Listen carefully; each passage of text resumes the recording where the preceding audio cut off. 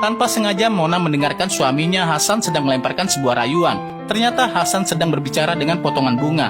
Mona yang terlanjur berada di dekat Hasan pun menjelaskan perihal tugas yang diberikan kantornya. Bahkan dia juga menceritakan tentang permasalahan Ram temannya itu yang akan segera bercerai. Mendengar tentang perceraian, Hasan pun seketika terus berbicara. Dia mengatakan bahwa itu adalah perbuatan yang tidak benar dan melanggar komitmen berumah tangga. Karena Hasan terus saja mengoceh tanpa henti, Mona pun bosan dan langsung meninggalkan Hasan pergi. Pria ini pun tiba-tiba berguling dan memohon ampun kepada Mona, lalu mengatakan dia menyerah dan memberikan pekerjaan di luar kota itu kepada Mona. Mendengar ucapan dari mulut Ram, Mona yang sudah putus asa pun langsung bergembira. Sehari sebelumnya, Mona menelpon Ram untuk meminta pekerjaan di luar kota itu agar diberikan kepadanya.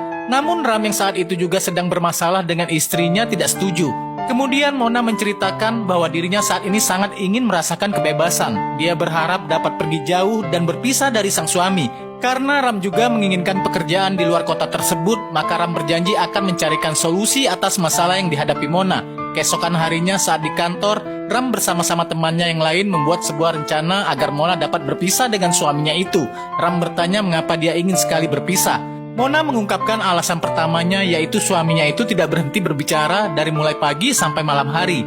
Bahkan dia juga berbicara di dalam mimpi. Para rekan kerjanya ini sangat prihatin mendengar itu. Ram mengatakan bagaimana bisa seorang pria berbicara terus tanpa henti, sama seperti dia menghirup napasnya. Setelah itu, Mona mengungkapkan alasan yang kedua. Suaminya itu sangat suka memasak setiap hari. Dia akan diberikan makanan tanpa henti dimanapun dan kapanpun. Itu semua akan membuat tubuhnya gemuk. Lalu alasan yang ketiga, dia selalu saja mengomentari apa saja yang dilakukan Mona, termasuk sedang bernyanyi. Suaminya berkata bahwa cara menyanyi sebuah lagu cinta itu harus dengan perasaan dan ucapan yang halus.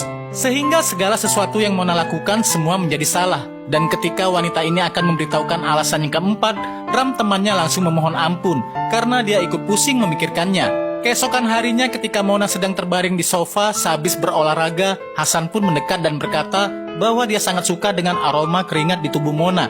Sehingga sebuah kecupan sayang mendarat di kening sang istri. Dia lalu berusaha untuk menggendong wanita yang dia cintai ini dengan berhati-hati menuju ke meja makan. Hasan mengambil 2 buah jus dari dalam lemari es dan meletakkan ke atas meja.